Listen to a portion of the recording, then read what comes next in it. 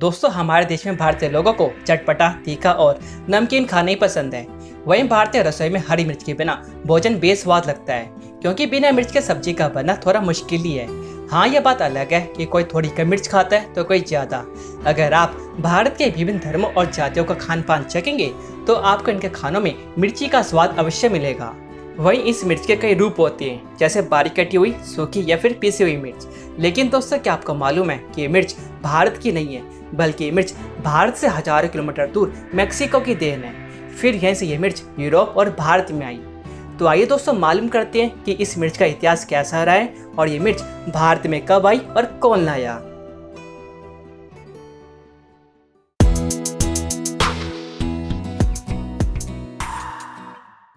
दोस्तों, इस मिर्च का भारत से कोई संबंध नहीं है। इस मिर्च की 5 नस्लें हैं, जिनमें Capsicum annuum, Capsicum chinense, Capsicum frutescens, Capsicum pubescens और कैप्सिकम बैकाटम।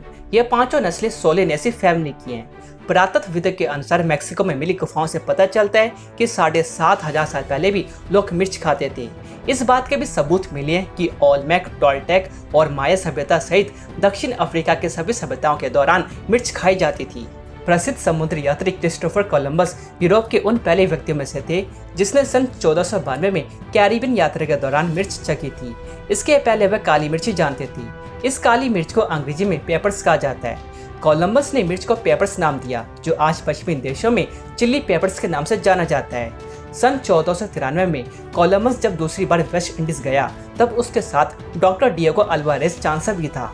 कहा जाता है कि वापसी में चांसा मिर्च लेकर स्पेन गया था। अब ये पता करना मुश्किल है कि यूरोप को मिर्च किसने खिलाई, कोलंबस ने या फिर चांसा ने। देखा जाए तो यूरोप को मिर्च का चस्का जल्दी नहीं लग पाया था, लेकिन सारे विश्व में स्पेनिश और पुर्तगाली औपनिवेशिक देशों में मिर्च ने आग लगा दी। दोस्तों, भारत में मिर्च सन 1498 में आई, जिसे पुर्तगाली सबसे पहले गोवा लेकर आए थे। जल्दी भारत के लोगों को ये तीखी फली भा गई और वे इसकी खेती करने लगे। इस मिर्च का उगाना आसान था, क्योंकि ये हर मौसम में पैदा हो सकती थी और इसकी पैदावार में कोई खास खर्चा भी नहीं होता था। इस मिर्च में कैप्सेसिन होता है, जो इसे तीखा बनाता है। इसके अलावा ये कैप्सेसिन मिर्च के पौधों को कीड़ों से भी बचाता है। मध्यकाल में मिर्च की लोकप्रियता ने काली मिर्च का एकाधिकार खत्म कर दिया। उस समय काली मिर्च को काला सोना कहा जाता था और यूरोप की अर्थव्यवस्था में इसका बड़ा योगदान होता था। इस मध्यकाल में मिर्च ने जल्दी पाइपर लॉन्गम यानी पीपली और गोल काली मिर्च का बाजार ठंडा कर दिया। पीपली को स्थानीय भाषा में पीपरी भी कहते हैं, जबकि गोल काली मिर्च को स्थानीय भाषा में मिरी, काली मिरी और गोल मोरिच भी कहते हैं। इस तरह मिर्च ने भारतीय भोजन के जायकों को बदल कर रख दिया था। इस मिर्च ने त्रिफल का भी रसोई में दबदबा कम कर दिया। इसे चीनी खाने में काफी इस्तेमाल किया जाता था, लेकिन इसमें वो तीखापन नहीं था जो मिर्च में होता है, और यही वजह थी कि आज लोग इसे लगभग भूल चुके हैं। वहीं पीपली, मिरी और त्रिफल एक समय भारतीय उपमहाद्वीप में गरम मसाले के अभिन्न हिस्सा हुआ करते थे। त्रिफल और मिरी की पैदावार जहां पश्चिम और पूर्व के आर्द्र क्षेत्र में होती थी, वहीं पीपली सारे देश में उगाई जाती थी। लेकिन मिरी या काली मिर्च महंगी होती थी, इसलिए इसका प्रयोग कम ही होता था। फिर भी तीखेपन की जंग में काली मिर्च से हार गई। हालांकि सबसे पहले ये मिर्च पुर्तगाली गांव में लेकर आए थे, लेकिन बड़े पैमाने पर इसकी पैदावार शायद कर्नाटक में हुई। इसकी वजह शायद विजयनगर साम्राज्य था, जिसका पुर्तगालियों से संबंध था। मिर्च का आरंभिक उल्लेख महान संत और कवि पुरंदरदास के साहित्य में मिलता है। पुरंदरदास विजयनगर सम्राट कृष्णदेव राय के समय थे। पुरंदरदास ने अपनी एक कविता में मिर्च की हरे से लाल होने की क्षमता की तुलना भगवान विष्णु से की है। उन्होंने मिर्च को गरीबों के लिए वरदान बताया था। वहीं दोस्तों, दिलचस्प बात यह है कि 16वीं शताब्दी के पहले तक उत्तर भारत में मिर्च नहीं आई थी। अब्बुल फजल की किताब आईन अकबरी में इसका कोई जिक्र नहीं मिलता। सन 1650 में रघुनाथ ने अपनी किताब भोजन कुतूहल में मिर्च का जिक्र किया है, जिससे पहली बार पता लगता है कि मिर्च महाराष्ट्र पहुंच चुकी थी। उत्तर भारत में मिर्च महाराष्ट्र और गुजरात के रास्ते 17वीं शताब्दी में पहुंची थी। इसके बाद इस मिर्च ने दक्षिण भारत में केरल, तमिलनाडु और आंध्र प्रदेश में भी दस्तक दे डाली, जो विजयनगर साम्राज्य से सटे हुए थे। लेकिन दोस्तों, अभी तक इसका कोई उल्लेख नहीं मिला है कि मिर्च राजस्थान, पंजाब, हरियाणा और उत्तर प्रदेश कैसे पहुंची। वहीं दोस्तों, कहा जाता है कि जहांगीर शाहजहां के शासनकाल में पहली बार पीसी मिर्च ने मुगल बावर्ची खाने में कदम रखा था। आरबी स्मिथ के अनुसार 19वीं शताब्दी में मिर्च बहादुर शाह जफर के समय में ही शाही दरबार की शान बनी थी। दोस्तों, सबसे बड़ी पहली मिर्च की यह है कि यह मिर्च नॉर्थ ईस्ट भारत में कैसे पहुंची।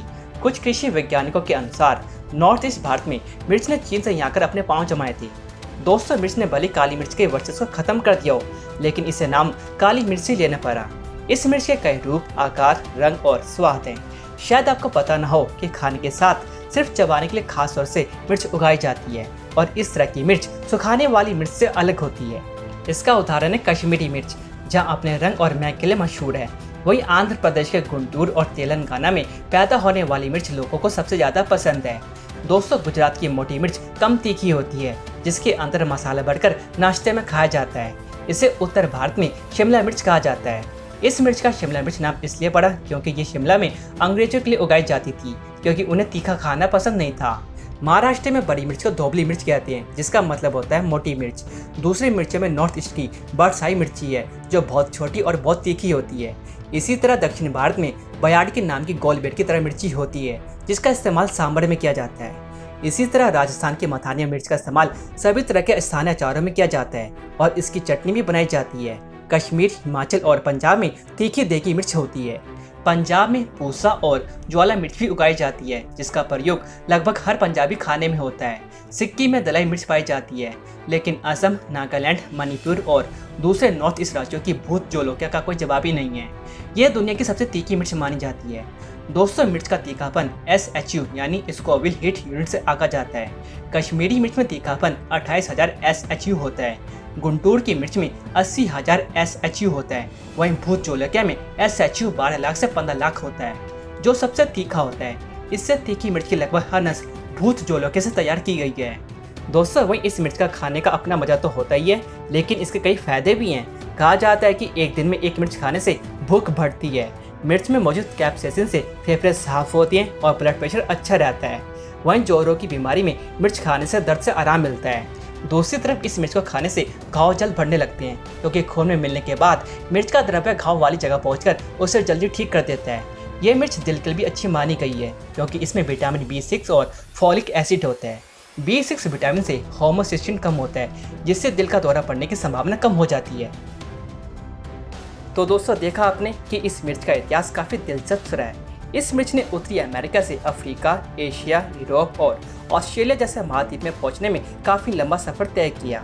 इस लंबे सफ़र के दौरान इस मिर्च ने विभिन्न सभ्यताओं को देखा और इसने इन सभ्यताओं के खान पान को मज़ेदार बना दिया। तो दोस्तों आज के वीडियो में बस इतना ही।